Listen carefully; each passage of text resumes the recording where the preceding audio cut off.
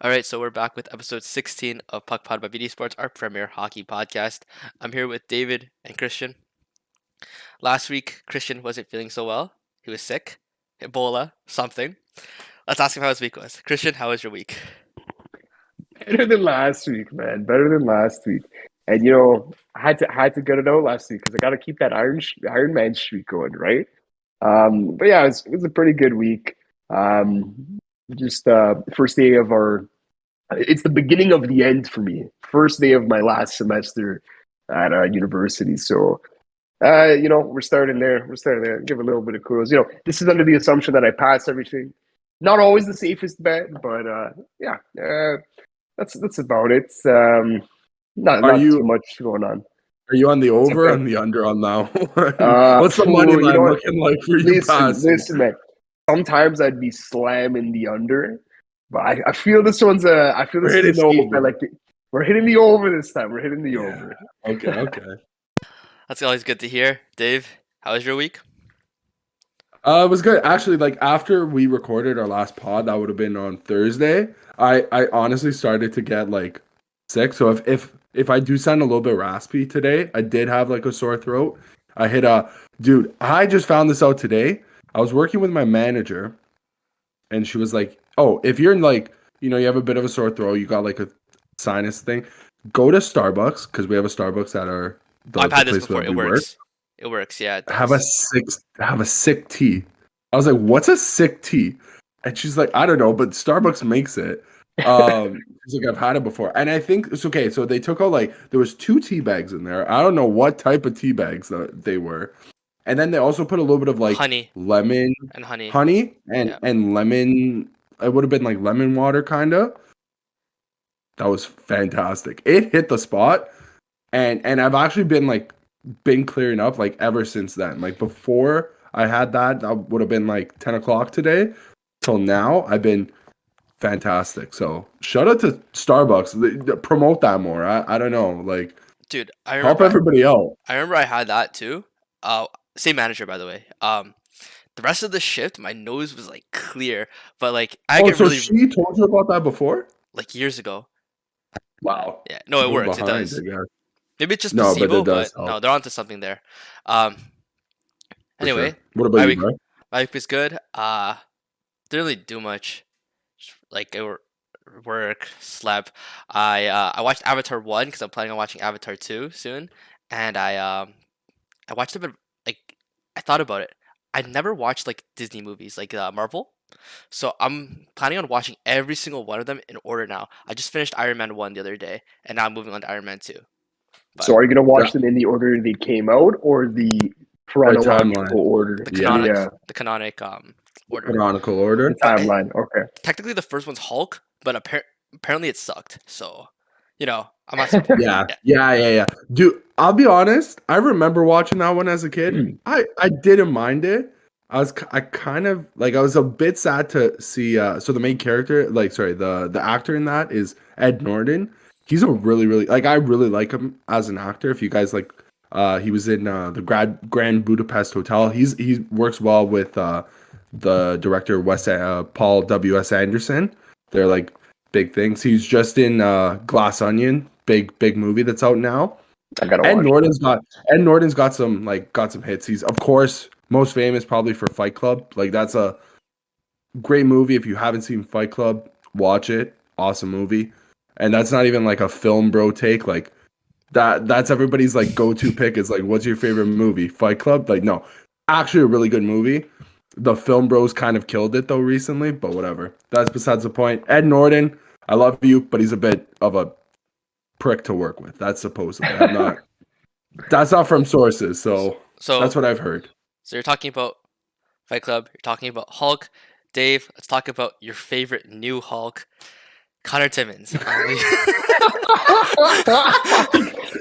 I was so Incredible. confused where you're gonna go with that. That's unbelievable. Connor I love when Timmins. Brian does these segues. It's always like step by step by step. Do you think It's of those like on the spot or because we Kinda. didn't come up what? with that I I, just, before? I just free flow wait. them. I have a list of topics, and then it's like a checklist, and I try to delete every single one off. So now I'm gonna delete introduction, So I'm trying to get Connor Timmins off my list. So let's go into that. All right, fair enough. You know what it's like? You know when people say like you can name 4 players in the NHL to get back to like a player from 1917.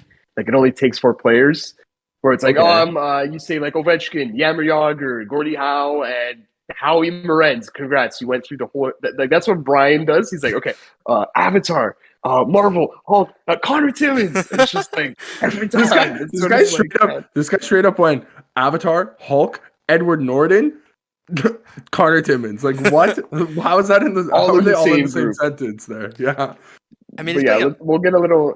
Yeah, I mean, What are you gonna say, Brian? You got the outside perspective. What do you think about Connor Timmins? I know that he scored his first goal in his career or something like that. Yes, But my yeah. group So chat, my group chat is Yarn, and then a croc emoji, and then Yeah. That's one Connor thing. Timmins. Leaf Nation, dude. If anybody from if any Leaf fans watching, start getting a yarn emoji and a crocodile emoji spam on like Twitter, Instagram. Go to flood Calle Jarnkrok's account every time he scores. Just do it. That's gonna be our the BD Sports, tell them that BD Sports sent you. Like, we're gonna start raising communities now, And you can at basically. NHL Shop.ca, by the way. Just dude, throwing that out there. Yeah, I wish get the a NHL Jarnkrok did like jersey. yes, bro. We need emojis on jerseys. It's got to be a thing. I know saying Jarnkrok. that sentence sounds very cringe, but for this is the exception. Cal Yarncrow, it totally works. I got a good idea for a future like All-Star game prediction. If they did they not ever did they do a nickname? No, that was Uh MLB. so that was baseball, right? Yeah. Yeah, Dude, copy we should do that, baseball. man. Yes, Just I know all of them is gonna be like everything with like a Y. Isn't that like the like Halsey? Like isn't that Betsy. the big Yeah. yeah, so that's gonna be a little Boldy. bit like With an IE but though. somebody like Yarncroak legitimately should have the yarn emoji and the crocodile emoji on their it'd be jersey. so That's so good, funny. man. Murdog for Murray. I'd get a Murdog Murdog. jersey, Just bro. just mur. And then for Timmins, what would it be, Dave? We've talked Hulk. about this in our chat. Timbits, Not baby. Hulk. Timbits. Gotta Timbits. love some Timbits, baby. Nice 20-pack assorted. And he came out flying yesterday with this guy put on a 50-pack assorted, like, a big bag of Yeah, man. goodies, basically, right? So Leafs won yesterday. Big win, 6-2 against the Philadelphia Flyers. I mean, listen, they're dog shit. Let's not true. brush over the facts here, okay? They're not great. So yeah, Connor Timmins. Well, I guess we'll start with him. That was kind of like one of the big stories coming out of yesterday. There's quite a few stories to come out of yesterday. But yeah, so Connor Timmins draws back in for his first time in 3 games. He was scratched for the past 3 games. He played the previous 11 games before that. The Leafs traded for Connor Timmins. I don't even know I know we mentioned it on probably a prior pod when he was traded over, but we kind of left it as a footnote. It was kind of like, oh, we'll wait and see. Probably be 7th D, which we were like, okay, that's fine. Like, if he just comes in, plays responsibly, good enough for us. But this guy's came in looking like Bobby Orr took his soul and like has just been like putting up points ever since. So one of the big like things coming out of Toronto has been Connor Timmins was drafted in 2017. He'd only played, I think it was like 43 career NHL games coming into this season, if I'm not mistaken. Something less than 50, 100%. Yeah. And he only had 8 points in his career. So in 13 games now, or 12 games now with the Leafs, 12 games. He has, is it 12 points or 10 points? 10 points in 12 games as a Leaf, 14 games on the season. So 10 and 14. That's pretty good. Obviously, small sample size, definitely. But like that context you're given there, right? He was splitting games with, or at least in his career, he's previously with Colorado and then was with Arizona. With Colorado, it's a little bit understandable that he maybe wasn't getting too much ice time. In case you're not aware, pretty stacked blue line for the Avs.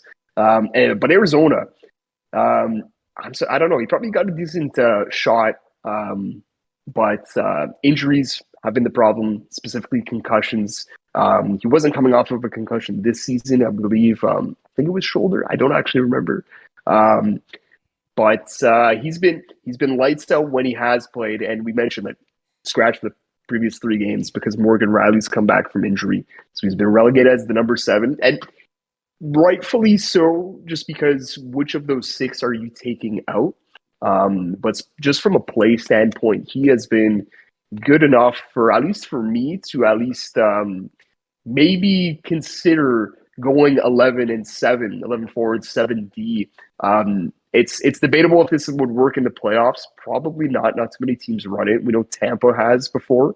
But for the regular season, give me what Connor Timmins has provided over Dryden Hunt all day. And this is with the asterisk. I have no Dryden Hunt takes still. I didn't get to see the Detroit game.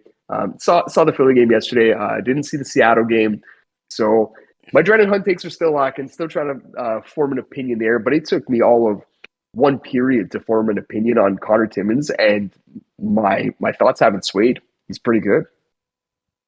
And it's not even just the points either. Like he's also like very responsible defensively as well. So like here's the thing. Like there are some defensemen who are puck moving but a little bit more defensively liable. I've not noticed that so far at all. Like he's played with no big blunder. No big blunders. Not even like small blunder. Like his passing's crisp. His skate. He skates pretty. Like he's a pretty good skater for a guy who's rather like tall. He's a bit lanky, but he's a pretty good skater for his size. I can't like honestly. There has legitimately been no complaints. Like there's always a caveat with a player. I can't pick like has he taken? Maybe he's taken a penalty, and I'm not like. Maybe we haven't been burned off of one of his calls. Like, I don't know.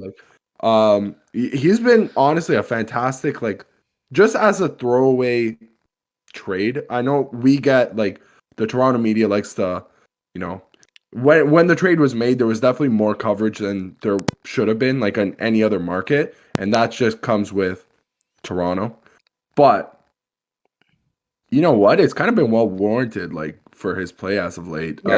You just have to commend, especially with the story, like his story. Like we probably haven't even heard. I know we'll eventually get a piece about him, like kind of delving deep into his personal life, which I would be excited to see. Like him bringing some insights for the rest of us. And he's I know a somewhat local guy too, like just in terms of Leafs. Like I think didn't the Leafs tweet out a picture of him in the Leafs jersey as a kid, right? So a little bit of a local connection there. So I think you're right. We'll probably hear something about following in the footsteps of the captain. So absolutely, of course. Is he from GTA, Connor Timmins? I believe so. From Ontario for sure. He's a good Ontario boy. Yeah. So I can draw a parallel. I can draw a parallel with you guys. Imagine? Yeah, I can draw a parallel to their team. Like the situation that you guys have right now to what the Caps had in 2016-17 when we had our super team. We had a 7th guy. You guys know him pretty well. His name was Nate Schmidt. I know, yeah. Yeah, pretty good defenseman, right? He couldn't get into the actual, like, the 6D man because he was the 7th, odd man out. We tried doing the 11-7. It was okay. A little bit awkward here and there, but Schmidt brought that X factor in the sense that he was able to move the puck really, really nicely. He skated like a forward, I want to say. Yeah, man. Right? And I just want to ask, like, do you guys think that Timmins brings that little bit of X factor that puts him over the edge that would make you guys do 11-7? So I know we were saying, like Dave was saying, like what flaws are in his game, and I wouldn't say it's a flaw. It's maybe just a one aspect that's somewhat absent from his game, but there is a reason for it, and I'd say physicality. That's something that Leaf fans are always talking about on the back end. He has a 6'2" frame, and you can go like with that boomer 5'6". tape. No, not that he plays like he's 5'6". Like he'll use body positioning. He can get a puck out of the corners in his zone. He's very aware. Like he's really like what's the term? Like really heady. Like he's always looking everywhere. He's very aware. You don't catch him in a daze. So in front of the net, like I don't feel like he gets pushed around or anything. But we got to remember this is a guy who's had 2 concussions. He doesn't throw big hits. When he goes into the corner, it is for the puck, not necessarily the body. So that's maybe the one thing you could say, oh, I wish he gave this. But if that's our nitpick, that's pretty good, right? And Bryan, you brought up Nate Schmidt. That is a good example just in terms of the situation. He was fantastic as a 7D, but there was no rationale to get him into the top six. You guys had just made the Shattenkirk trade. And I remember telling you during that series, Schmidt was better than Shattenkirk. Like Shattenkirk was not good in that series, man. He was not good against the Leafs, and Schmidt was burning us. Not necessarily on the score sheet, but his transition play. Oh my god! And we even had rumors coming out of that season that Kyle Dubas really wanted Nate Schmidt. He did. Like he recognized what was going on there. So that is a good parallel. So you opened up a really touchy subject with Cameron Cannister. I just wanted to say this, because I've never said this. When he got traded to us, he had Forever New Yorker in his Twitter bio. You just got traded to Washington. Like, what is wrong with you? You know what? Okay. I feel like it's always the Rangers, yo. It's always the Rangers that these players are drawn to. Like, dude, they're like a cult. Yeah. Dude, like, wasn't Charlie McAvoy? Charlie McAvoy was drafted, and someone took out like a tweet from when he was like 15. It was either that he hates the Bruins or he loves the Rangers. It was one of the two. I think it was that he hated the Bruins. Okay, yeah. Like, I'm pretty sure like Nick Suzuki's like a Leaf guy. Like he was watching the 2013-14. So was Dylan Strome. There you go. Right. So he's a Capitals fan now. I'm telling you. No, I think you're right on that front. Yeah. He's found a home, bro. I hope he resigns there. Like if he's not coming to the Leafs, I hope he resigns. We'll get into that later. He looks like he's happy. Yeah. We'll get into that later because that's going to be another. I guess like when we do our Caps corner, that's something that I'm going to bring up. But sticking on your team, if you guys do 11-7, who's dropped? Dryden Hunt, correct? It's absolutely It's Dryden Hunt. Wayne Simmons he played yesterday, but like, did we notice him? That I think Wayne Simmons was more of I know, like, okay, so it was mentioned on the broadcast as well. Yeah. You know, Wayne Simmons, longtime Philadelphia Flyer, spent quite a very effective Philadelphia. Like, it wasn't like he just coasted for his time there. He was a fan favorite. At one point, one of the best power forwards in the league.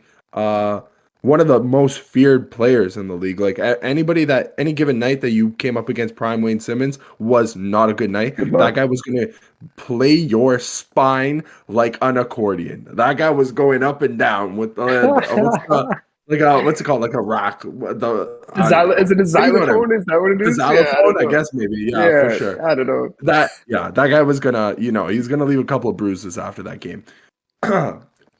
Leaf fans, I know a lot of Leaf fans have wanted to see him in blue and white for a long time. We wanted prime Wayne Simmons. Unfortunately, that's not what we've gotten, which sucks. But so last Classy night move by the Leafs. Yeah, that seems like a Sheldon Keefe, Kyle Dubas decision where it's like, instead of like it's just a regular season game against Philly. Like there's absolutely no reason why a guy like Dryden Hunt, who doesn't really have the ties to the organization like Simmons and who's respected like Simmons, should be drawn into the game when it's just like, it's honestly just a minor detail, but it's something that I feel a lot of players appreciate, especially like the guy that it's happening to, and then the guys around it see something like that, and they're very receptive and appreciative towards that. And it just shows a lot more class than like other things that we've seen, coming off that Mike Babcock era in Toronto. There was a couple of ordeal. Yeah, it was just like, why are you gonna piss off the guys on your, like, these guys are they're working under you, like,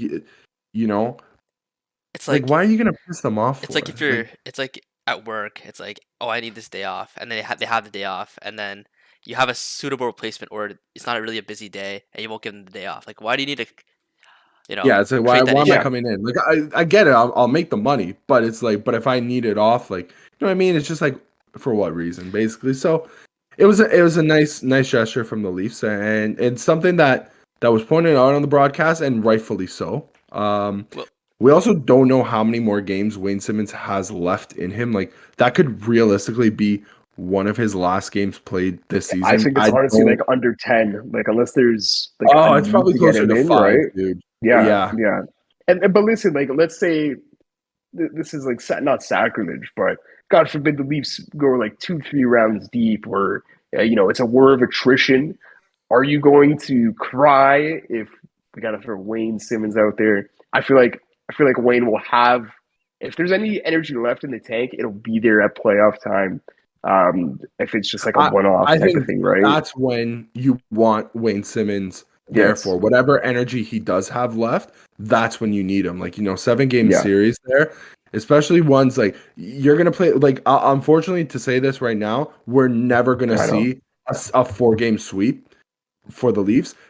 Like, I don't think we'll ever see it just because it's the Leafs. Like, every It feels team, like it, honestly. Yeah. yeah, like every team plays up to.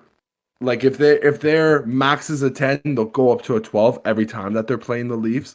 So I think just for that reason alone, we're always going to see war of attrition series 6-7 at least. So that's when you want a guy like Wayne to come in after maybe a little bit of a crushing loss. You bring him in, energy guy, I completely fine. But back on the front where with Connor Timmins. I'd rather see him getting into more games now, getting his reps in, even if it's 11 forward and 7D. You sacrifice a little bit of that offense, but if you go to think like He's providing it anyways. the guys that he's being dropped for aren't the guys that are going to be putting in the offensive numbers. They're not there for that, right? They'll put in the energy 100%. Dryden Hunt, I'll give you my take. I've liked his energy so far. He's drawn a couple of calls. I respect that. He's been a little bit more noticeable than other people were making it out to be. You can But Connor Timmins is that guy that's putting up the numbers there. So looking from a neutral perspective, 10-14 or whatever it is looks very good, especially because he's not getting 100%. games, and especially as a seventh D-man. I mean, that's lethal. And listen, like the points are gravy. Like even if he had 3 points in 14 games, I'd be telling you that this guy has looked good, right? Like it is the transition game. He can move the puck. He makes a great first pass. It's added, and it's been great to see. Like someone like Giordano or Brody. These are not guys who, at this point in their career, or at least in the roles that they're being put in on the Leafs, are providing tons of offense. But no one's going to tell you these are bad defensemen. Nobody's going to tell you Gio's been bad this year. TJ Brody has been stellar since in his whole Leaf tenure. And sometimes, the offense can just be, it's the process, and the process is good with Timmins. Another guy who the process has been good with offensively as of recently is Calle Jarnkrök. I know we brought him up before, but just to get into the meat and potatoes with him, I think he's got 15 points in 9 games now since returning from injury. And he's been stapled next to JT and Marner. So, I mean, there's worse jobs to have in the NHL than being the winger on that line. But he's making good on his promise after we saw a couple guys who didn't in Dennis Malgin and I was just about to say, Dennis Malgin will tell you otherwise. Dennis Malgin will tell you it's a tough job. Oh, man, those guys are tough to play with, man. So I find this interesting because earlier this season, you guys are saying, "Oh, 2LW, we need to prioritize that. It's important." Have you guys found Mr. 2LW in this? I'm still on the you got to get an actual 2LW. The caveat there, you can make the argument that you could get a 2LW and not play him at 2LW because of what Jarnkrök is producing in that spot. You have to at least question, can he do that on a third line? He is a prime example. I brought this up to Dave yesterday. I said he's like a 3-and-D guy in the NBA, right? Like he plays some sound defense. The coaches love him. Keith is always talking fantastic about Jarnkrök, and he's got a dagger. He's a sharpshooter, right? He's a finisher. He's the OG Anunoby of the Leafs, and OG Anunoby is my favorite Raptor. So, it's you have to question, like, can he do that on the third line? And he might not be able to because, like we said, he's a finisher. He doesn't generate his own offense. Like we used to always talk about it with somebody like Zach Hyman, the fixer. You throw him on the third line, first line, second line, he gets the energy going. That's not what Jarnkrök is. He is he's the ultimate complementary player, and for that reason, I'm still not sold on him as a 2LW on a Stanley Cup contender. But you can persuade me that he should stay at 2LW, but you should acquire someone of 2LW status to play on the third line instead. Interesting. I, And I he is completely putting agree. and he is putting up the numbers, correct? Yeah. 15 points in 9 games since returning. I think he's got 20 points on the season in 34 games. He's Over an 82 game pace, he'd be on pace for career highs, but because he yeah. missed some time, he might not necessarily hit them. But Dave said this to us yesterday. It just paced him in for 15 goals. No more, no less. Every year. 15 Mark it goals in. every year. Like he's literally hit it like 3 times. And he's basically a guarantee for like 35 points. I don't think he's had more than I don't think he's hit 40 yet. He might creep his way towards it if he's healthy the rest of the way. But listen, I mean earlier in the season we were talking about how he was kind of, in the words of Sheldon Keefe, referring to Jimmy Vesey, kind of vanilla. He kind of was at points in the season, but he's shown that in the right role, he can be a standout. So just a bit of kudos to Calle Jarnkrök. You got anything to add on that front, Dave? We might actually see like a record this year. So Callie, you brought it up before. Calle Jarnkrök, pencil him in for 15. He's currently on pace for 20. He might have There his we first go. ever. He might have his Let's first go. ever 20 goal season this year. Let's get And it. another thing I want to say there, Christian, with the 2LW spot, I like, dude, wholeheartedly agree with those takes. If you could get somebody, how many people did we say a couple episodes ago? We said Nino Niederreiter. I know Ryan O'Reilly's out. That would have been fantastic. Barbashev is coming up recently now too. Ivan Barbashev. I don't know. Keep all those guys that could fill in that 2LW spot. You should be going after. What is the problem with an abundance of talent on the team? There's no problem with that. If you can make it work, you make it work. The only caveat with that, though, is we saw Calle Jarnkrök kind of. It looked like he was a little bit listless. So he was shuffled all over the lineup before even he did have his moments at 2LW before this record, this pace that he's on right now. That's But right. he Between the also had preseason, he had his 2 goal game in his first preseason Yeah. game. Like he put us on notice. He did. 100%. But I would also then say like some of that vanilla that you mentioned before was when he was playing deeper in the lineup. He was 3C at one point, 3LW, 4LW. That's where, it does concern me. Maybe we don't maximize all of Calle Jarnkrök's, but Calle Jarnkrök's potential, maybe like whatever he could bring to the table. But this is how if you're using Calle Jarnkrök right now to maximize his potential, that's fantastic. But then I feel he's just like, as much as I love him, he's a stopgap. He's not going to be the guy that's going to take you over the hump in the playoffs, right? You have him right now as a stopgap, but then you need to acquire the guy to fill in for that spot, and then you move him down. Because he's going to do a job, third line, fourth line, if you want to play him there. I think he realistically should play on that third line. But 100%, like, I'm just enjoying the Calle Jarnkrök show right now. He seems to be like, he's had like multi-point games in like 3 of his last 4 games. So, you know what? If he's enjoying his game right now, everybody else is enjoying their games as well. So, and I'm enjoying watching him play. So that's all I got to say about that. We'll move down from the Leafs. Literally move down to the Marlies. You guys want to talk about Joseph Woll? I don't have much to say. I'll be honest with you guys. So I'll let you guys take it away. Christian, start. It's all Dave, man. It's all. It's Dave. Dave's Okay, got the my plug bad. in. This is all Dave. Okay. All right. So we yesterday, I noticed it actually. I think the Marlies posted something about it on Twitter, on Instagram, maybe last week. So currently Joseph Woll is 8-0. They posted something when he was 6-0 on the season. So he's currently 8-0. I believe also the best start to a season by a Marlies goalie. So here's the caveat to that point.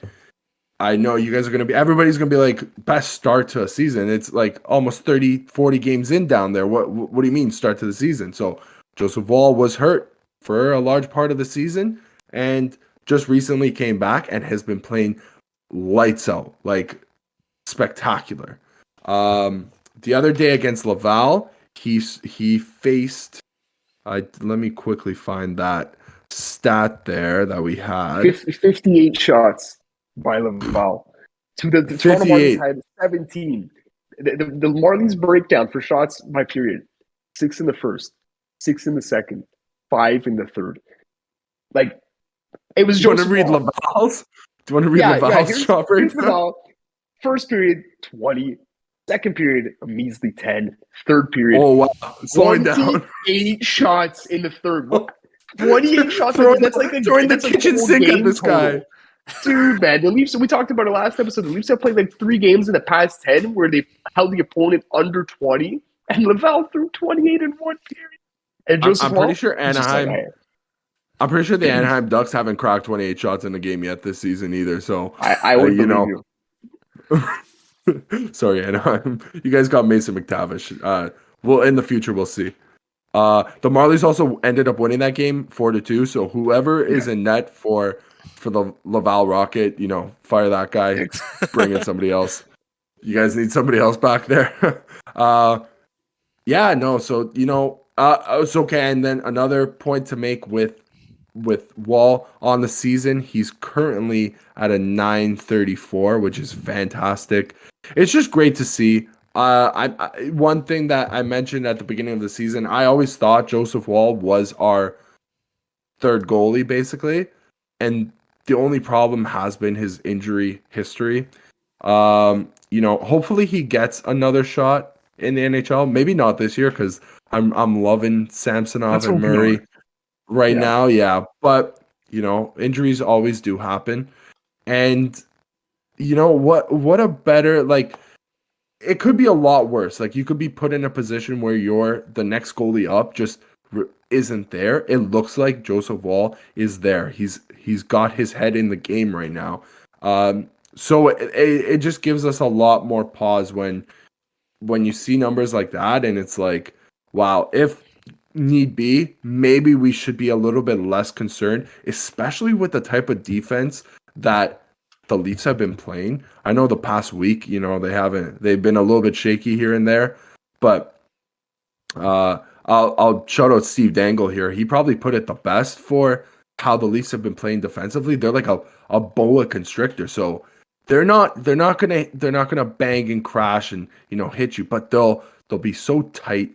They're chasing down loose pucks. They're just so tight in their own end that they just suffocate the life out of you defensively. So by that second, third period, when they're really into the game, you can't generate that much offense, which is just like fantastic to see after so many years. So many And years. you know what? Of When you have a strong system like that, you can just throw anybody, not anybody, but you can throw an under average keeper in there and they'll hold their own just because everybody around them is so strong. Yeah. And exactly. you know what? You guys have definitely shown that you guys have been a strong defensive team. Let's talk about another strong defensive team. Let's move into the Capitals because those are all the lines on my Leafs checklist. So last night we played against Columbus, 1-0 win. We had Backstrom. Just a thriller of a game, right, Brian? Just strangling defense right there. It was barn burner in Columbus. It was So, super. what year is it? 1998. It was super I think super. the Caps boring. made the final that year. 1998. Yeah, they did. Yeah, they did. But It might have. But okay. Speaking of years, the worst sign I've ever seen at NBC SN showed it. Okay, it was a red sign, and obviously Backstrom 19, Wilson 43, and the sign said "Party like it's 1943." Sorry, but 1943 was not a party year. History You lesson. know who wasn't partying? Chill. Well, choose your words very wisely right now. The English. Okay. The English. Yes. They were not partying in 1943. I thought you were gonna say something else, but Well, I won't go there. not today. But Not today. yeah, Backstrom, Wilson came back. Wilson denied a fight. I don't remember against which Columbus Blue Jacket, but Wow. it looks like someone was Olivier. It was him.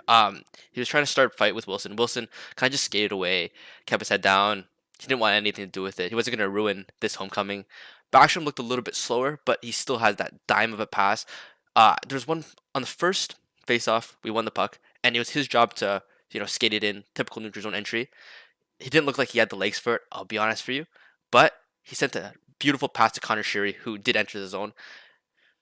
It kind of sucks that we don't have that extra guy to break into the zone with neutral zone entry, but I guess that's what Kuznetsov's for, and I guess that's what, I don't know, Oshie is for dumping in the puck when he chases it. Wilson, one more thing I just want to point out, he still has that fire in front of the net. We throw the puck towards Merzlikins, and then Wilson's right there, crashing that right away, which shows me that he still has that mentality. I also did see Backstrom throw a couple hits, which I was super scared because they were, on the like side hits, side checks like that, and I was thinking, man, is this guy's hip gonna break in the middle of the game? Not like this, guys. But Wilson was a little bit passive, wasn't throwing many hits. But I'm happy to see the whole team back. I will also say this, because of Wilson and Backstrom coming back, GMBM had to make so many transactions. Snively dropped to back down to Chocolate City. Who's the healthy scratch? His name is Anthony Mantha. 5 His points. name rhymes with Schmanthony Schmanthra, and yes, you're right. Yeah, Anthony Mantha. $5.25 million paperweight we have right now on our hands. Can you like give us a little bit of like I need the down low on Anthony Mantha. Like, what is it that this guy he's dying right now? I don't know why. I can't believe this guy called Hershey Chocolate City, dude. That is unbelievable. That is fantastic. Okay. So before the down low on Anthony Mantha, do they actually make Hershey chocolate in Hershey, or yes? Yes. Is that where it comes from? Okay. And yes, and that's actually their that's actually their like I'm trying to think of another one. Do they play out of Willy Wonka's chocolate factory? It's like no. It's like Windy City for Chicago. Yeah. Okay. So chocolate City. Okay. Shout out to Hershey. Specifically, the cookies and cream. Oh, that chocolate bar is thick. Fantastic. Oh my god. Best chocolate Can't even bar. tell you. If you're handing those ones out at Halloween, dude, those are the houses you like.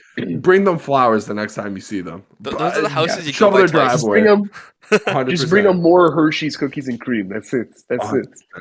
So okay, Brian, like, what is it about Anthony Mantha that like you've been talking about this, honestly, like probably even more than just this season. Like, you've never really been sold on him. It's the trade. Let's put aside like the sentimental, oh, he's on the Stanley Cup team, yeah, come Verona, it was his rookie year. Let's put that away. Just for strictly hockey purposes.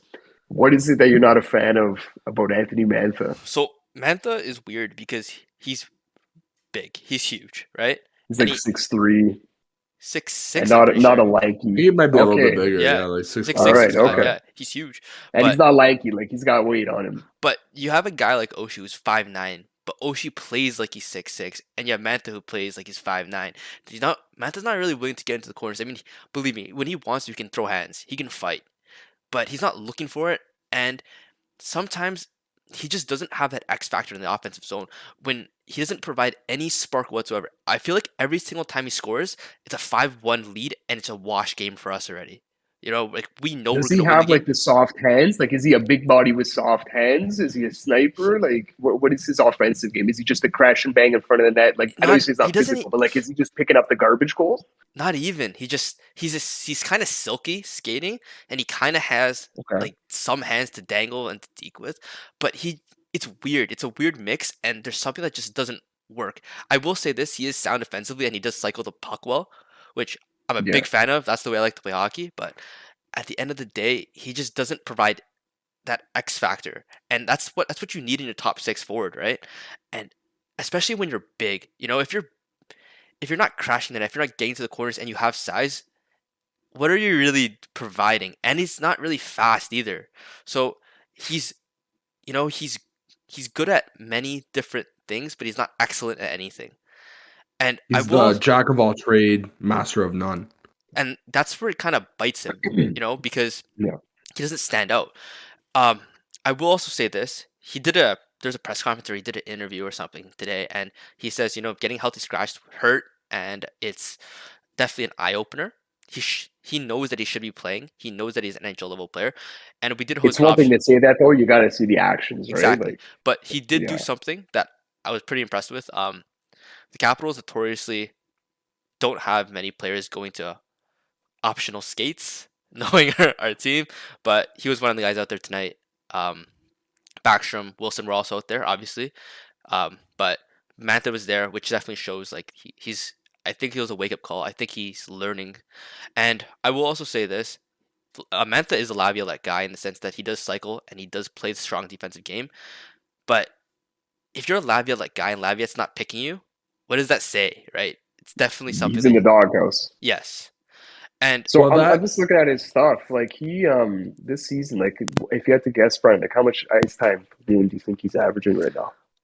like 10 minutes, 11, 12 He's ish, he's like 14, but 14 is like that's like low. third liner Yeah, who's maybe getting some PP2 time. That's what he's getting right now. yeah. And the cap hit does not match um, the usage, right? Like, what do you?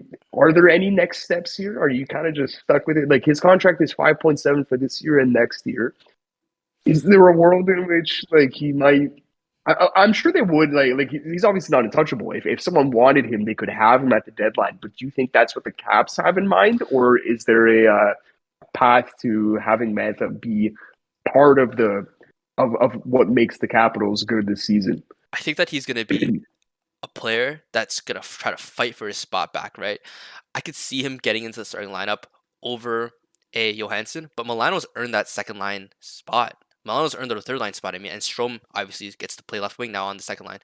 Um, at the end of the day, Mantha's a good player. Don't get me wrong, 100% NHL player.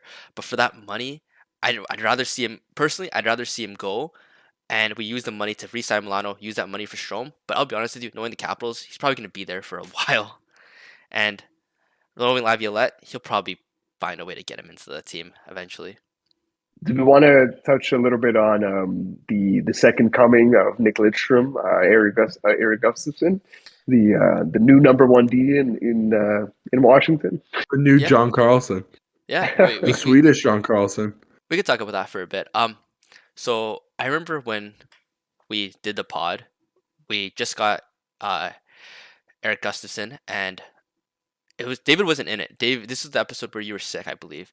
And I said to Christian, "This guy's a dimer of the pass, right? This guy can pass the puck. He skates well. Yeah, I don't know how he'll be defensively long term, but man, this guy has surpassed all expectations. I want to say this. We probably have the best GM in the league when it comes to just spotting undervalued assets, making the trade for it, and getting most value out of it. This is like the seventh time I've seen GMBM make a trade, and I'm like, or make a transaction, and I'm thinking, wow, this is not like what is this? Like this is interesting. Stopgap transaction, I guess, but it ends up working just off the top of our perfectly. head here, like dude, like Dylan Strome. That was one where for whatever reason Chicago didn't even tenure him as a restricted free agent. Sonny Milano, he was a PTO. But first of all, Anaheim didn't re-sign him after he had a decent season on Trevor Zegras' wing last year. Goes to Calgary. Daryl Sutter or just the organization is not a fan. Let go of him on a PTO. He ends up in Washington doing well. Like Garnet Hathaway, a signing there. That is what Philly is looking out looking for on their Nick Delorier signing.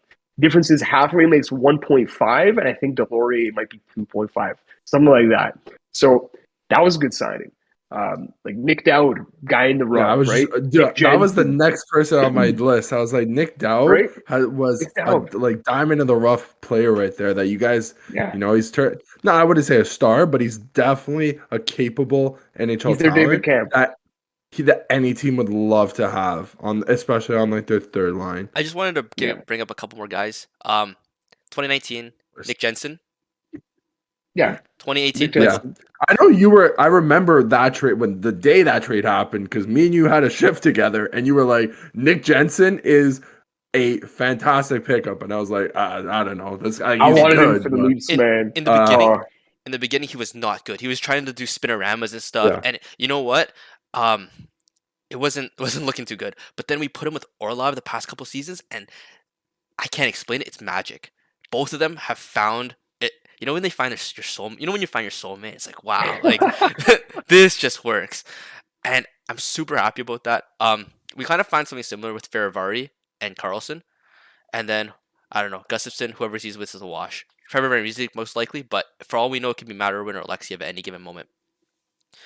In regards to the like our team though, I just wanted to point out our middle six: Dylan Strome, Kuznetsov, Wilson, Milano, Lars Eller, TJ Oshie. That is a good middle six. I'm super stoked to see what we can do with this team going forward. GMBM, you worked magic with this lineup. I don't know what's gonna happen when Connor Brown comes back or when Mantha starts playing normal hockey. That's He another doesn't. one too, I don't know man. if we're gonna But have Brown back, man. I don't yeah, know. Yeah, Has there been it like an doesn't look update on like him? it. Like, no, it's a nah, ACL eight right? months wash, right? But Listen, Yeah, honestly, I hope, just for the sake of wanting to see what type of roster you guys could put out, I'd like to see Mantha go at the deadline because that's 5.7 million. Like you inject another $5.7 million player or two $3 million guys on the Caps. Oh boy, I that's have a a deep lineup on an already deep team. I have a proposal actually for what we can do with Mantha. 5.75, 5.25, whatever it is.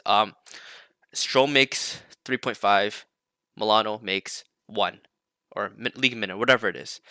Why don't we Yeah, just take the Mantha money, give it to Milano and Strom long term, 5-year extensions.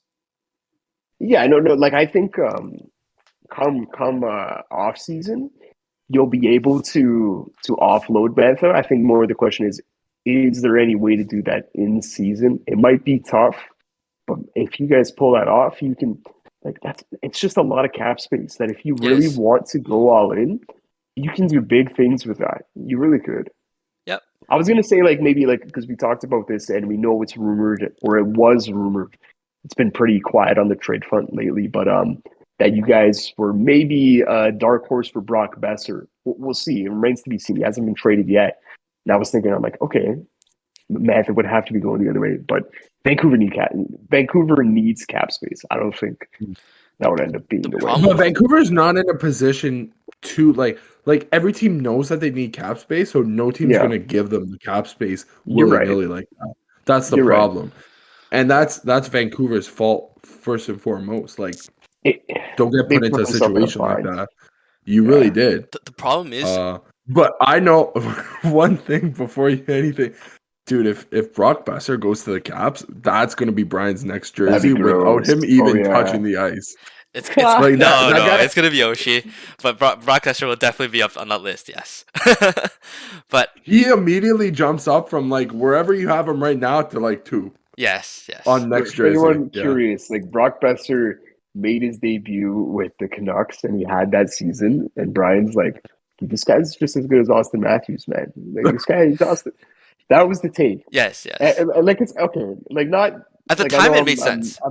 yeah, Definitely, like I'm definitely, hammering yeah. you here, but like Brock Context Besser is key. was yeah, like he was blue chip, and that's another guy like injuries freaking derailed him, but I don't know. He- We could see you know what His it something. was? ne- It was the Brian's wrist. next Brian's next hot take was Elias Pettersson's better than Austin Matthews. I remember him telling me that. I I said, mean, but at least that one's better than the Besser take, hear me out. right? Hear me out. Hear me out.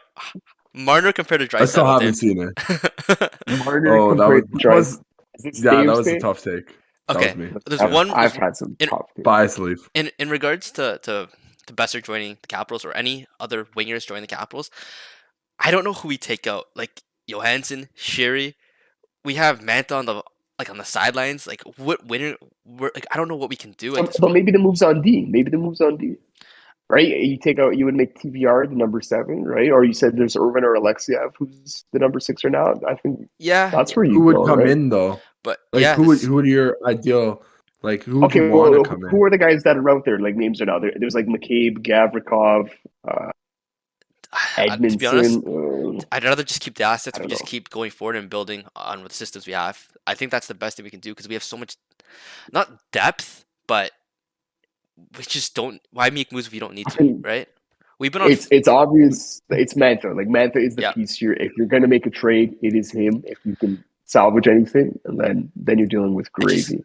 I I just know, got, like yeah, I just got to throw one more jab. Okay, one more thing at the New Jersey Devils Oh God. fans. Division rivals. This was your best season in how many years? This is our worst season in how many years? Look at the standings. That's all I'm gonna say. Yeah, but Brad you just gave them jinxed the Jonas rest of the season. Siegenthaler, so That's Yeah, true. That's yeah. true. That's true. There That's you go, true. Bryan. And There you go, Vanacek, but yeah. And Vitek Vanacek. That's an even bigger name. That's more thing for their team. I was just trying to, yeah, No, sure, they're both good Bryan. players, and I wish they yeah. would have like done well here. But I can't complain with the rise of Ferravari, and I also can't complain with Darcy and Lindgren signing, like Darcy Kemper and Charlie Lindgren signing this season. They're both fantastic. They're both putting up the numbers, and Dude, you guys lost both of your goalies, and you guys are like potentially like gearing up for another strong playoff push. Like, I don't know how you guys do it. You're goalie factory.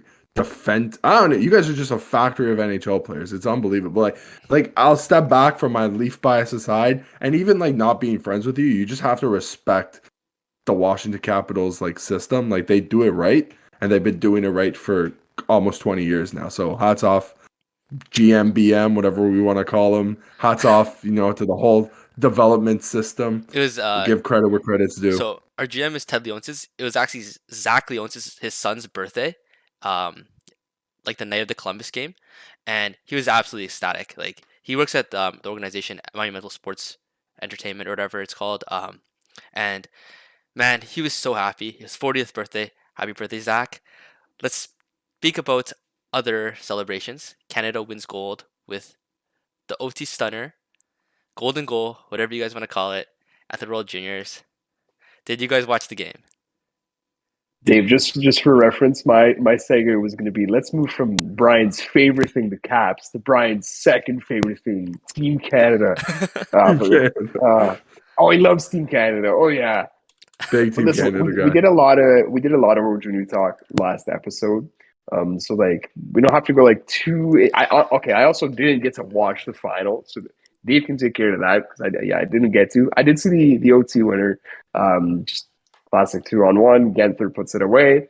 Yeah, it was a pretty good tournament for Canada. Just this is probably the best tournament since I don't even know what tournament I enjoyed more than this one.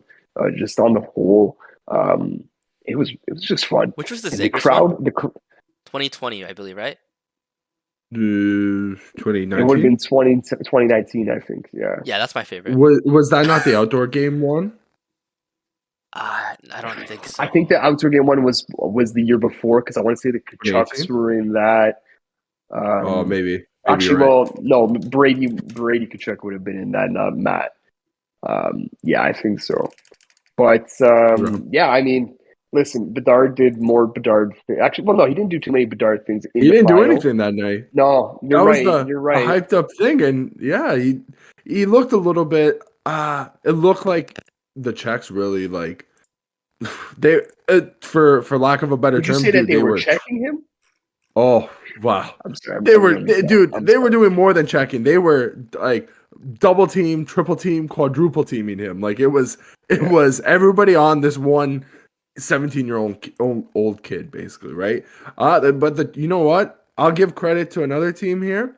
The Czechs have got a good system coming up, good prospects coming up. David Jiricek, in a couple of years, So man. And dude, was it you guys that sent it in, or did somebody else? His brother? Dude, you guys see the stat about his brother? He played. noted I think it was clients.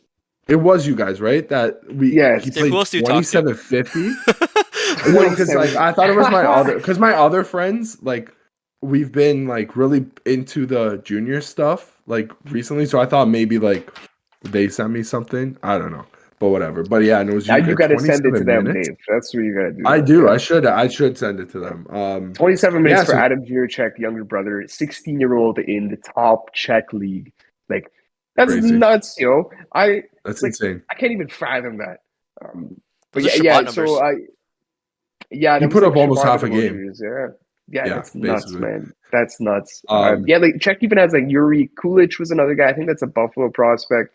The goalie I talked about, Thomas Sahanik over there, the guy who's setting records with points by a goalie. Decent little team they got over there in Czechia. Their development reminds me of Finland's development a couple years ago. Like the way that they're projecting, like they pop off the World Juniors, and then all of a sudden you have these NHL players, like prospects five becoming guys. NHL. Yeah, like 5-6 guys that will be in the NHL. Reminds me of that a little bit, you know. It's such like we talk about this anytime international hockey's brought up, but Like, oh my God, we're finally like getting new countries.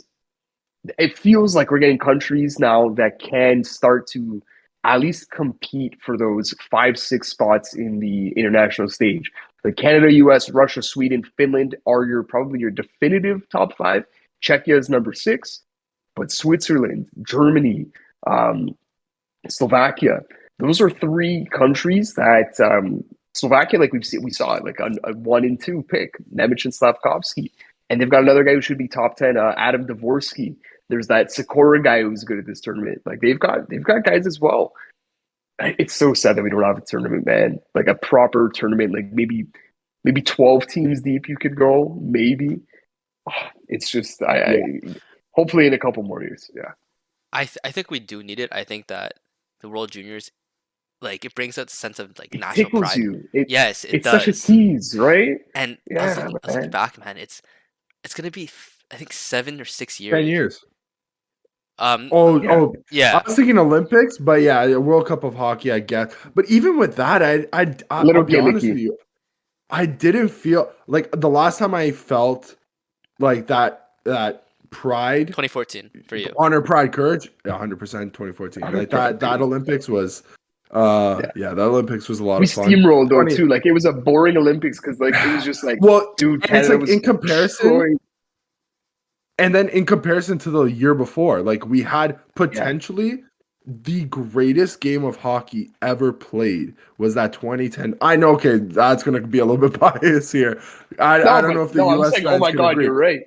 Yeah, that's true. But I just I remember mean, like I just remember Patrick Kane just fucking crying on the ice, man. Like Dude, tears but coming like down his I just face. Oh remember my god. who was it that hit I the just post? Like remember I just have PTSD about Patrick Kane, Joe Pavelski, and Zach Parise. I don't remember which one of them hit the post in But one of them overtime. did. But Yeah. like, oh my somebody did. God. Yeah, man. I just have vivid memory of hearing Iggy and the Oh puck boy. coming back Goodbye to anybody's uh, ears. and Oh then just a jeez. sea of red. Just a Yeah. sea of red. Oh, And beautiful, you know beautiful, what? beautiful. Especially having the World Cup right before. Mm. I don't want to be that guy, but international moments are legacy moments. You people look Yeah. back at it and they're like, wow, like that is a sense of national pride. You look at the way like a Brazilian fan looks at like the Brazilian shirt or the Brazilian logo, like the crest, right? Or like an English fan, they look at their English shirt. Argentina. Argentina is another one, right? And I don't feel like we get enough of those moments in hockey, which sucks because we can definitely the talent's there to provide those moments, right? Could you imagine a USA Canada game right now, USA Russia game right now? We got freaking Bettman that's just like it needs to be an NHL product, right? Yeah, Like he only wants not that he only wants NHL No, people, no, but he wants the Gary. tournament to be run by the league, right? That's what the World Cup of Hockey was, right? and Yeah, like the 2016 thing I watched basically I was watching primarily for Austin Matthews, secondarily for like the countries. That was me. I Well, I It's think just it's so unfortunate. everybody's favorite team was that Young Guns team because it was like you know what? hundred As percent. much of a gimmick as it was like you know what? I commend them for at least making that attempt. In years past, they wouldn't have even conceived It's doing true. something like It's that. true. So I was like, okay. I know a lot of people like were hit or miss about it, but I enjoyed that aspect. You also got But to tip the Team 100%, it Europe. was like, Yeah, you also got to give them for that too. I mean, And they made it to the they made finals, some, yeah, man. and you know what? yeah. It brought out some They had gems. some sick jerseys too, yo. I Yeah, really like those jerseys, man. Oh, but like I remember Draisaitl, right? That was his coming out party as well, right? Made a name for it himself on that was, stage as yeah, well. So, yeah, man, I feel like we get ripped off as hockey fans in the sense that we don't get those we moments. do. But we Yeah, also got to remember we get the playoffs, and like if the you world can't balances beat out, playoff right? hockey. Yeah. pretty good. Yeah, All right, we're pretty close to the 60-minute mark. Do you guys want to bring up anything regarding this topic before we go on break? No, I know you got to pee. Yeah. So I just cut it there. Let's go on break. I'll be right back.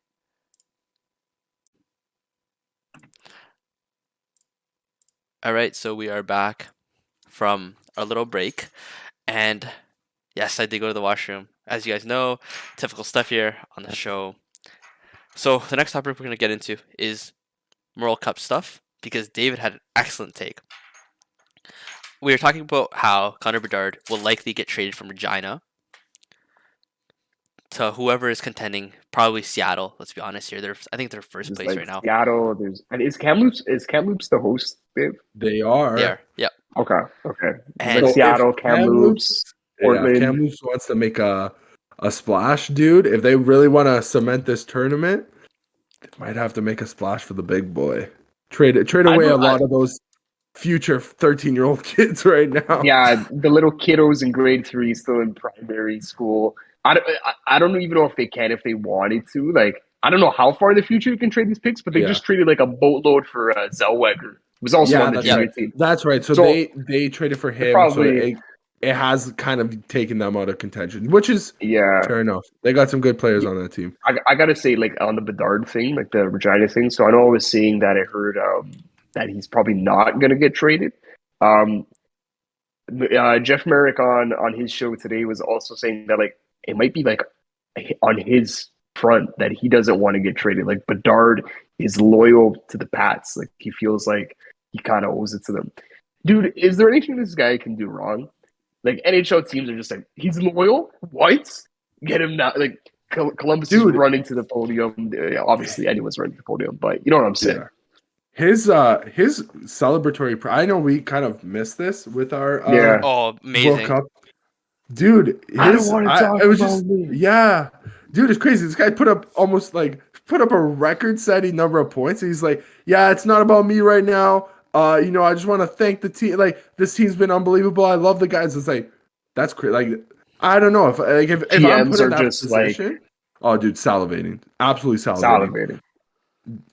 The thing with junior kids that set them apart from like, it really differentiates himself is if they're closer to being adults than them being like kids, basically. So just their maturity level, right? If you could cook yourself a plate of pasta at 17, your draft stock just went up from a potential late first round pick to a mid-tier first round pick right there, just by being able to cook for yourself.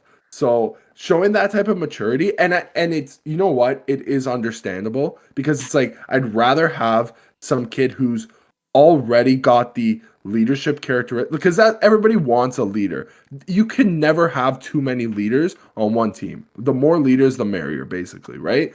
But if you have somebody who can carry themselves in a mature way, like, of course people are gonna like, they're gonna want very you. Humble. Bedard was humble 100%. in every interview. Like even like during the tournament, like an interviewer would be like, "You've got 5 points last game. What do you got to do to match that?" But like, and he'll like, you can see like he puts on a little bit of a show where he just acts kind of dazed. He's like, yeah, we just got a Bucks and D. Like he just gives you the standard answer because he's aware. Like the guy knows how good he is. He's not oblivious, but just to show that maturity that Dave's talking about, like, my God, man, I can't just wait for this guy. I will also say this: leading the scoring stat is a quantifiable value, correct? But being a leader in the locker room on the ice is something that you can. It's You're talking hard about to put value. intangibles, Brian. Exactly. You're talking about The intangibles. out there. You're speaking NHL hockey men talk, and they're all about intangibles. And you know what? Like, I can already see it. Vancouver, whoever it is, San Jose, down 1-0, going to the third period, and Connor Bedard like speaks to the team. Listen, guys, we got this. We can do it. And he's the one that scores, right? Or he makes the pass to get the goal to the struggling winger, or the struggling D-man, or whatever. Or the guy that turned over the puck last. They go into OT and they win the game. You can already see it. I don't need to. Puts his money where his mouth is. Pardon me? He puts his money where his mouth is. Like he says stuff, but he backs it up. Yes. 100%. And you know what? If he doesn't want to leave Regina, that would make for an interesting World Cup, because the reason we got into this conversation to begin with is I was telling Dave, like, I read this article a couple years ago where it's like the World Cup is harder to win than the AHL Cup, in the sense that you have to win your own league, and then you have to compete in a mini tournament, and that in itself is hard. You only have a couple of years to actually do it because of the age restrictions. And Dave hits me with the World Cup is rigged. Or not rigged, but rigged for the coast. And yeah. Yeah, I'll just I, your take. I'll just jump in right there. So okay, so that's our hot take. The Memorial Cup is rigged for the host. I mean, I get it. If you're gonna put up you have to put up money, you have to bid for the Hosting, to right? host the tournament. I guess you could let them cut a little bit of corners here and there. But so the way that the Memorial Cup works is the host city automatic. So it's honestly it's like a FIFA tournament, right? Like the host city, host country, whatever you wanted to call it. It's They a very have cool format. Yeah, so they have automatic qualification. But what differentiates the Memorial Cup from FIFA is that there's 32 teams in the FIFA tournament. In the Memorial Cup, there's 4. So odds are you have a 25% chance, and by not even showing up, you could literally go not even show up, 25 right there. So I was thinking about it. I was like, if they automatically qualify, you still have to play 4 rounds of playoffs. Like if you are the WHL, OHL, QMJHL champion, you have to play 4 rounds of playoffs. That could be upwards of 28 games. 7-game series, yeah. 7, 7, 7, 7. It's normally not going to be like that, but for the most part, you're playing at least 20 games. I'll park it at 20. Yeah, exactly. 100%. So that's 20 more games than the potential host could be playing. So we saw it last year, if you weren't aware, in the Memorial Cup, the St. John Seahawks. So that would have been St. John out of Newfoundland, not St. John's Halifax. Yeah. Weird. Get into that a different time. They took down the Hamilton Bulldogs, who I had the pleasure of watching live win the OHL Cup final in Hamilton. Awesome experience. Love me some Arbor Jackage. Just from that OHL Game 7. And here's where my voice is starting to go. So they took down Hammy in the final 6-3. And it just made me wonder, because Hammy had to go through the OHL. I think they played 2 Game 7s for sure. They might have played a third as well. So they had a lot of games played. St. John, so the Seahawks were eliminated in the second round of the playoffs. I think they played a grand total of 8 games in the QMJHL playoffs. So that would have been a 12 to 14 game difference right there. So I did a little bit of digging, and I found since 1983, 11 host teams have won the Memorial Cup. So 1983 is the format that we see today. That was when it was first introduced. They had different formats before that. I won't even get into it. This is 40 years worth of data right here. 40 years worth of data. 11 host cities won the Memorial Cup. So that's quick math there. That's probably about 20%? 20 to a little bit under 20, a little bit more than 25. So one more than you'd expect. Because if you were just saying even amount, well, actually, yeah, let's say it's 27.5%. I think.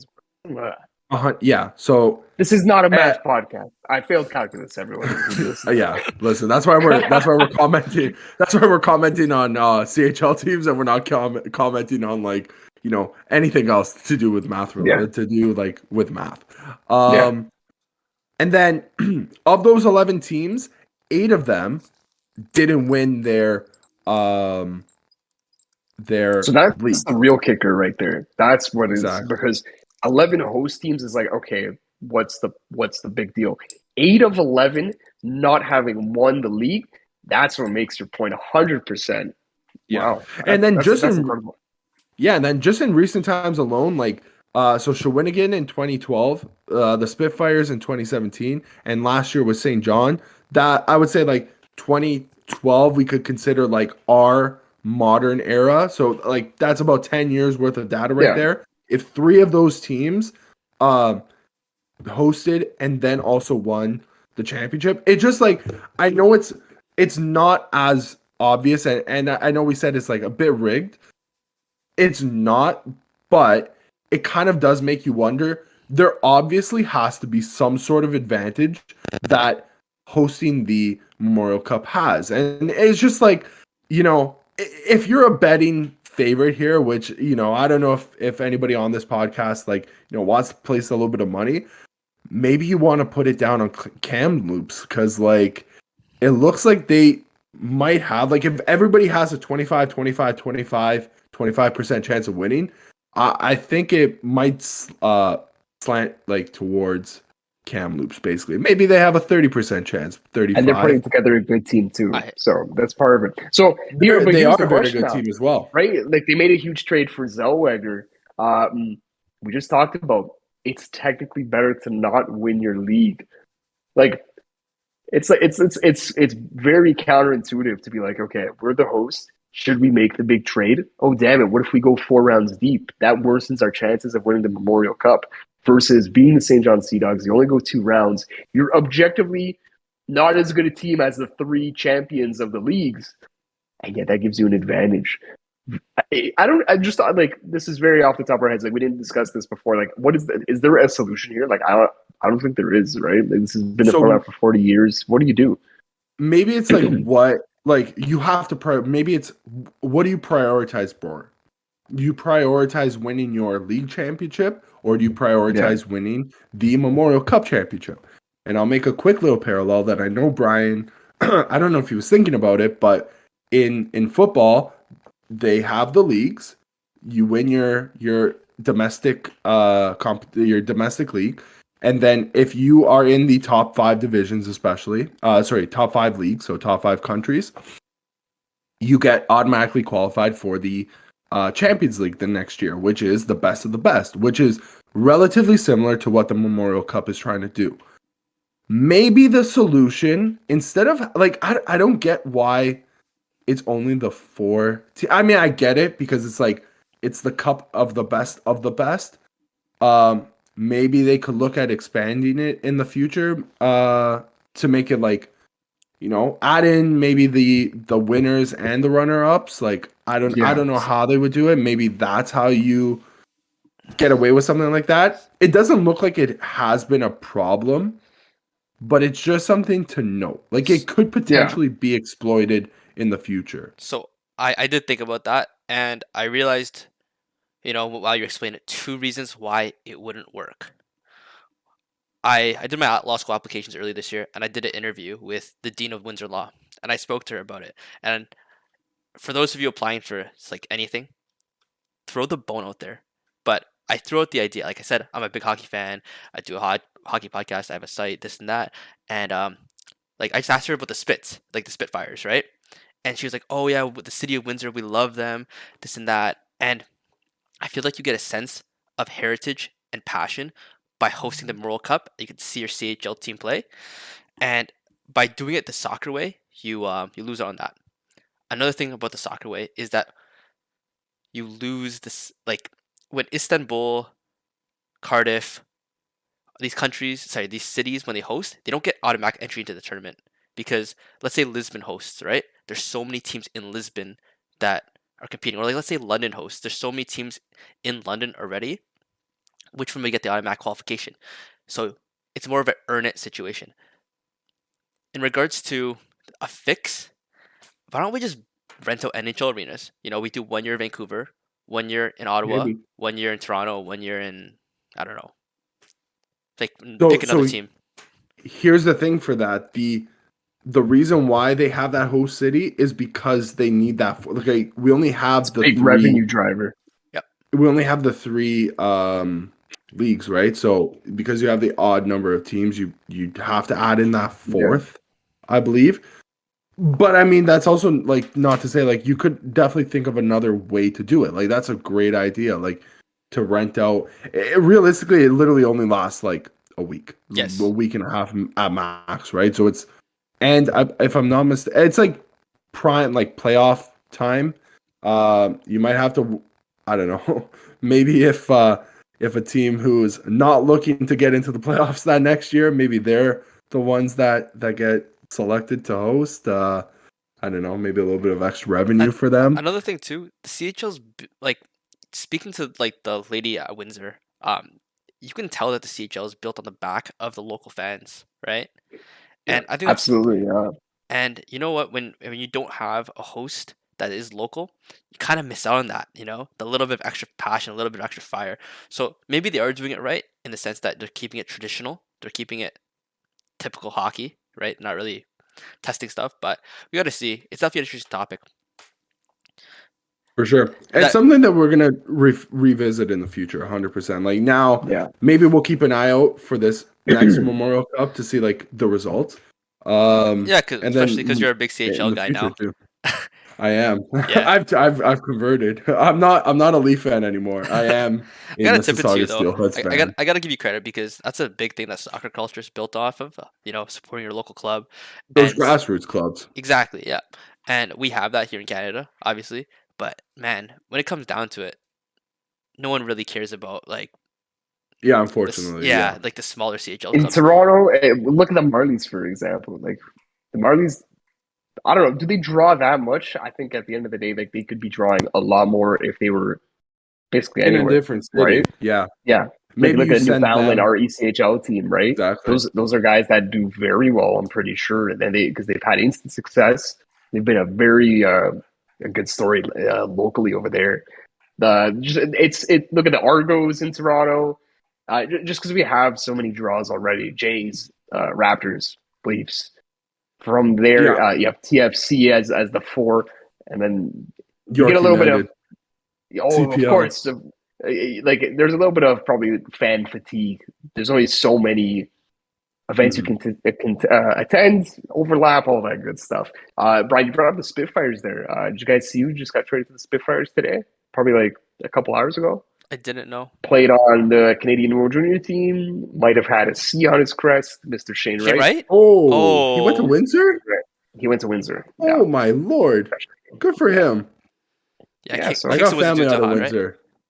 You got family out of Windsor. So is Spitfires the number 2 OHL team? Or no, that's no. I was just going to say because like I know like they actually like go to games. Not regularly, but more often. Because it's like, they're just across the thing from. Yeah, maybe you do. He's a ticket, right? I heard that was also another point for the Bedard trade because it's like you're damned if you do and you're damned if you don't. Because it's like, yes, this guy's fantastic and he could net you a boatload of prospects. Like you could realistically get, let's say, like 7 draft picks and 3 of them end up turning out to be like NHL quality caliber players that you end up building for the future, but you're going to lose out an immediate revenue stream. Like Connor Bedard is bringing the fans of Regina to come out to the games. He's must watch hockey. Any stadium he goes to, like any other team he goes to, he's selling out the stadium because we want to watch Connor Bedard play. Like, he's just that type of player. Exactly. He's already the showstopper, basically, right? So good for Shane Wright, honestly. He's had a tough season so far. I can't lie to you. Like, yo-yoing with the NHL, with the Kraken and their AHL affiliate, looking a little bit like out of sorts with them.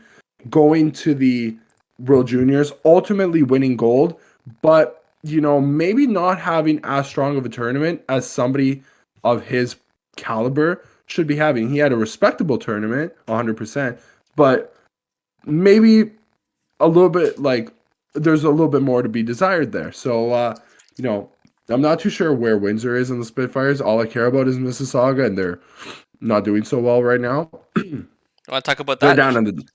They're down in the dumps, but my last point is good on Shane Wright.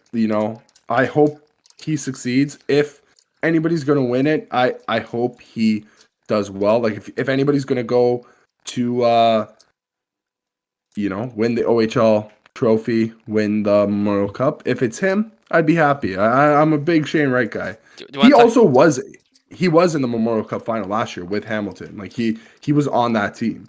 Oh no, sorry, no, he wasn't. I'm thinking of Mason McTavish. I'm wrong.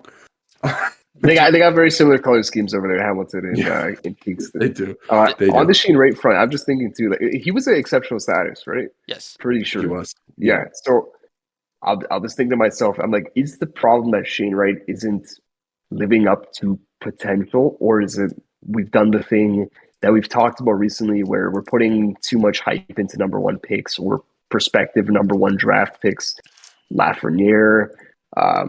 We haven't really had the generational talent, quote unquote, since the Austin Matthews draft. But at the same time, this guy got exceptional status. So, like the potential and the pedigree was there. It kind of dwindled in his draft here, and we're waiting for it to come back. We still are, kind of, right? Yeah. Yeah.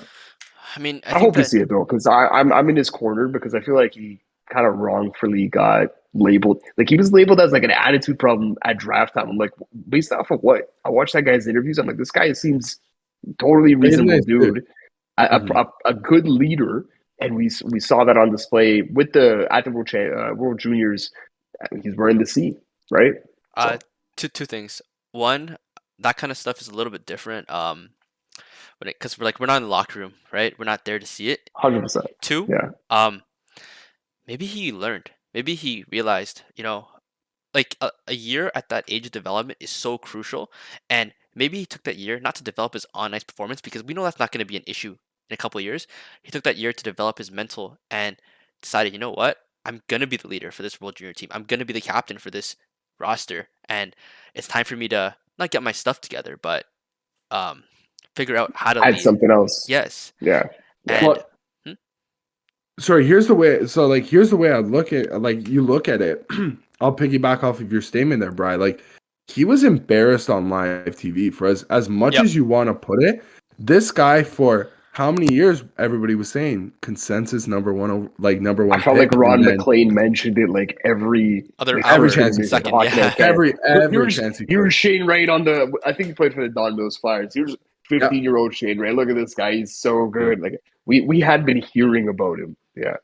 Yeah. So, and then to watch that, like literally, like it just went up in smoke. Like, you hear Yeah. Slavkovsky go first, Simone Nemec second, number 3, Logan Cooley. And then finally at number 4, like, first is the worst, second is the best, third is the one with the golden chest. What happened with number 4? We left number Fourth 4 is out. fourth. Fourth is fourth. Well, I This think 4. I think number 3. Like I know I'm a little bit biased, but I think that he made a statement at this World Junior. So you know what I mean. I can give that a slide. Gotta get him, Nemec yeah. possessional and Montreal. They're never gonna pick the center. Let's be honest here. So if you want to look, if you want to look at it like that, we can. But I remember that draft specifically. I remember listening. I don't remember who it was. But there's a quote along the lines of like, it's not about when you go, it's about where you go, and that might be it. It's a good fit, bro. You think about it It's a because good fit for Seattle, though. yeah, it is because he's gonna be number 1 or number 2 C there, depending on Beniers What a and him. combo, bro! Like And it doesn't matter who's 1 or 2 there. and if you Yeah. think about it, if he went to Montreal, do you think that the Habs fans would like it if their number 1 overall pick was sent down, or if the number 1 overall pick is competing with Suzuki for the number 1 C spot, or isn't even going to be playing number 1 C because Suzuki's there? You think of it, right? It's going to be, Yeah. and maybe that Seattle thing was the best thing that's going to happen to him because let's be honest, no one wants to go to Arizona, and New Jersey was New Jersey, right? Yeah, New Jersey was never going to pick a forward to begin with. So I think they should have, man. I honestly think they should have. They have Luke Hughes. I know, and I like. Could you just imagine adding Shane Wright to like Nico Hischier, Jack Hughes? Yes, there was no wrong answer when you're picking number 2. There's no wrong choice. Yeah, Nemec is 100%. a fine choice, but I feel like that would have been a great pick. and just one more thing I just want to point out. You brought this up, Lafreniere and Capocacco and all these other guys that just I know I surprisingly named 2 Rangers prospects. I know, my bad, but you said prospects that just don't blossom right away. You gotta understand that we've been blessed over the past couple of years Yeah. to see prospects pop off right when they get into the league. Hunter McDavid, Austin Matthews, Jack Eichel, Sidney Crosby, whatever, generational talents, right? But I feel like you got to give the guys a couple years, 1, 2, 3 years, just to grow, get into their skin, and get into their feet. It's a different game, right? Remember Leon Draisaitl, guys? Like, remember him Yep. in his rookie season? Like, that was a guy who struggled. Jack And look Hughes. at this guy now, Jack Hughes. Absolutely. You know who's a guy that he was second overall. The Lafreniere draft. I'm waiting on Quinton Byfield because that guy to me has got all the tools. I feel like that guy is like one of the most forgotten prospects in the league. LA That guy have can be a monster, man. LA have Won the another guy. Memorial Cup as well. LA have another prospect that I didn't really like on the US team, but everybody else did for some reason. And I expected him to do better. His name's Alex Turcotte, and he hasn't done anything either, right? And I think he had an injury problem too. I think. that might have been it, but then again, sometimes you just gotta give the guys time and they'll find a way to blossom. And Yeah.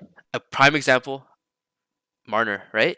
You guys got another. That's another guy. You guys drafted him high overall. I think he sat for his first year or 2 years. No, Sure. we sent him down the first year, No, and he Yeah. so he kind put of in the O Yeah, the yeah. first year. yeah. Like he He didn't went get. to the O and he won a Memorial Cup. Yeah, That's the theme of the Sure. show, boys. but That's the thing. like then again, sometimes you need that extra time to develop and blossom, and hopefully Shane Wright gets it done. We have a bit of time left if you guys want to transition off. I have a couple of players here that are having very underrated seasons.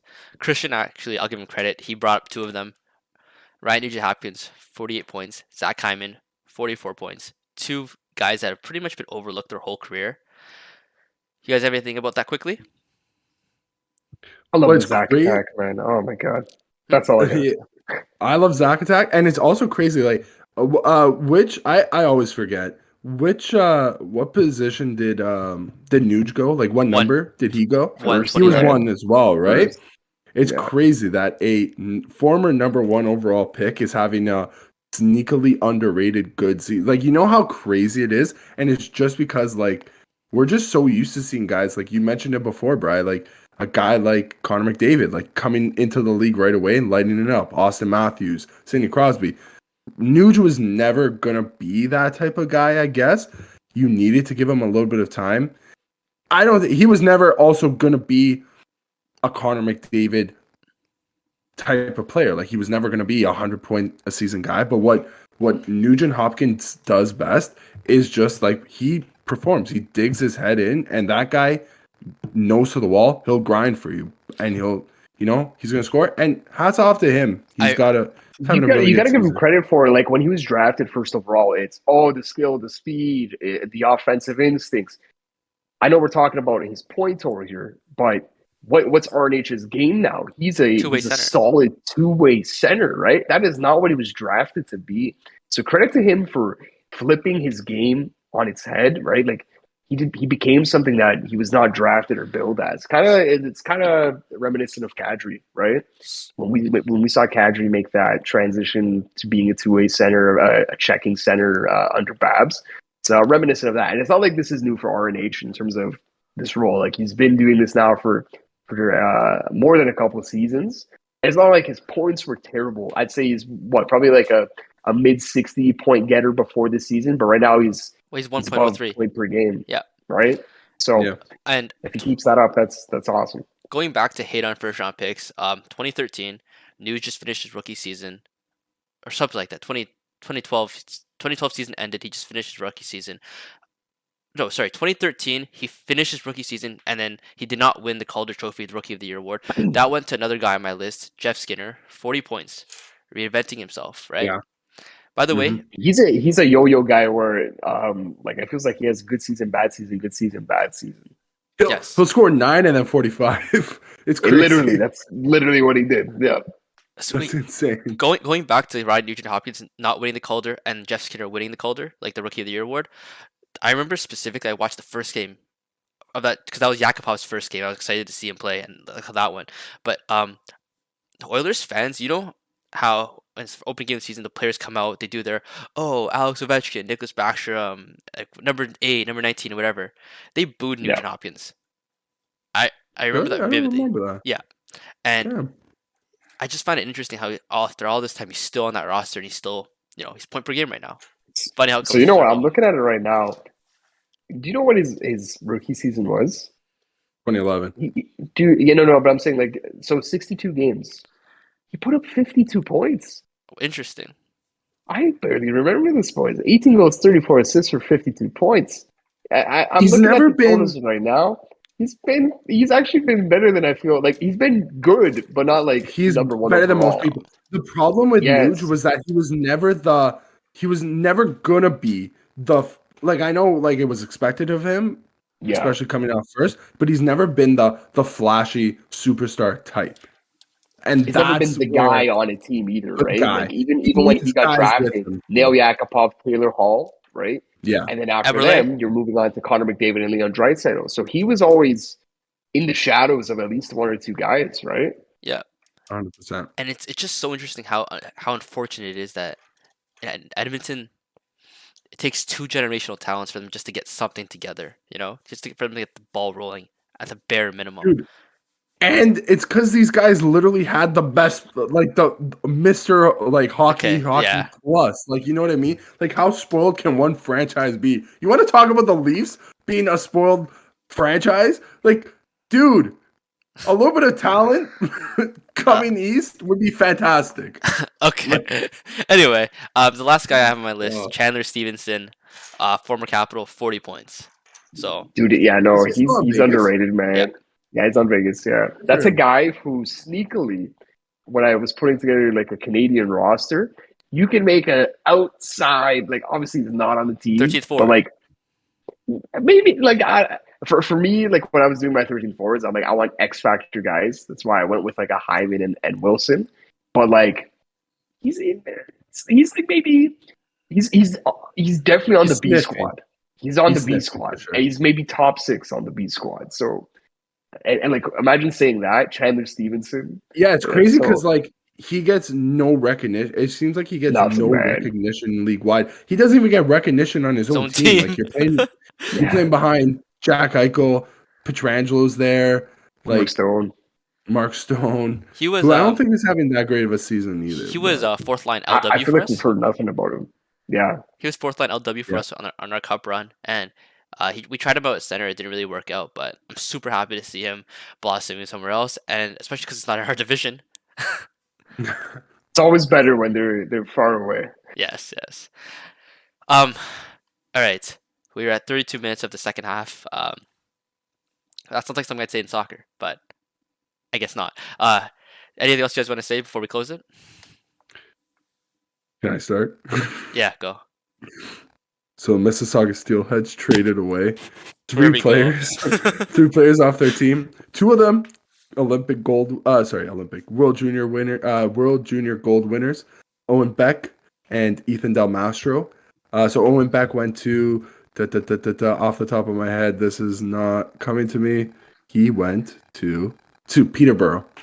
Owen Beck. Peterborough Pete's. The Pete's, baby. And so then in the other trade, Ethan Del Mastro and my OHL super stud, Luca Del Balbaluz, easily best name in hockey, Woodbridge born as well. So you gotta put a little bit of respect on the Italian kid, the Italian stallion, Luca Del Bal. I believe he's also Portuguese, but whatever. He's Italian today. And they were shipped off to Sarnia. Sarnia. The Sting. Sarnia. So, you know what? It was a good ride. Got to see those guys play live. Awesome guys. They genuinely seem like great guys. Like I've seen interviews with them. I wish them all the best. I'd like to see all three of them graduate to the NHL. I think 100% Ethan Del Mastro will see him in the NHL relatively soon. I'd like to see Luca Del Balbaluz make that jump up within the next couple of years, and Owen Beck as well. You know, he didn't get really that. I'll be honest with you. He came in as an injury replacement for Colton Dock during the tournament, and that was midway through the tournament. What? Yeah. I thought he was noticeable. Like I noticed him. Well, yeah, you noticed him because the guy played legitimately 7 minutes in the tournament. He had me and my friends, like the guys that go down to the Steelheads games with me. Yeah. We were on Beck watch for every game that he was in. He played legitimately 3 shifts a game. It That's so was weird. insane. I was like, dude, at that point, don't even call. Like, why would you? I mean, it makes Run the sense because 11-7. yeah, just like I get it because like he won. He's now a gold medalist, but it was like, dude, if you're gonna use him for 3 minutes a night, it was like 4 minutes, Yeah. 5 minutes a night. It's like, what's the point? But you know what? Good for him. He netted the Steelheads a real big haul as well. It was like 8 pieces in that trade. So hats off to him. Hopefully the Steelheads rebuild soon, and they, maybe they're in the Memorial Cup in a few years, and we'll You'll go. we'll Yeah. have a good time. If Oh, they dude, hosted, oh boy. oh, dude, if they host a Memorial Cup within the next like 4 years, like that would be fantastic. That would be so Yeah, man. cool. I will also say this, Dave, to boost you up a bit. Look at Double Booze. He plays on the Blue Jackets. There's a good chance he could play center for them one day. Let's be honest. Anyway, That's more of a dig at the Blue Jackets than it is a compliment.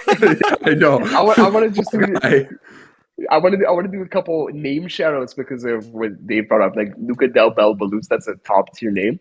big Boys, name. there was a bunch of top tier names at the World Juniors this year. Red Savage. And then Bryan, a lot of them on the US team. U.S.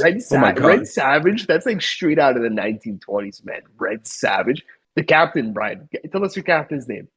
It's Logan Cooley, Who was it? Was he the captain? No, sorry, no, sorry. The I thought captain it was was Luke Hughes. Sorry, Luke the Hughes? captain was Luke Hughes. No, Sorry. okay. Yeah. So sorry, not Luke Hughes. God damn it. Who? Ryan Okay, I know Gravenich, his or whatever. name. Cutter, No, Cutter Gauthier. That's a good name too. Rucker.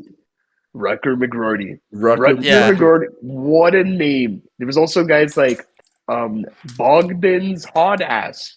Like, Oh, I'm baby. sorry, what did Big you just say? old ass. Bogdan's has a Yeah, what? I'm sending 11K right now. That guy's on That's It was a Hufflepuff. That's a name. That's a name that if you named your like your NHL 23 player that, It's a EA creative would player, ban man. you. Yeah, yes, literally. There was also it was either Czech or Slovakia. There was a first name, last name guy, Marcel. Marcel. You know what his middle Right? name is? Marcel. Don't say it. Marcel. It's Marcel. Oh, Marcel. no. Marcel. Oh my god! So like, dude, like some absolutely Jimmy Snuggerud. How can I forget Jimmy Snuggerud, man? Snug.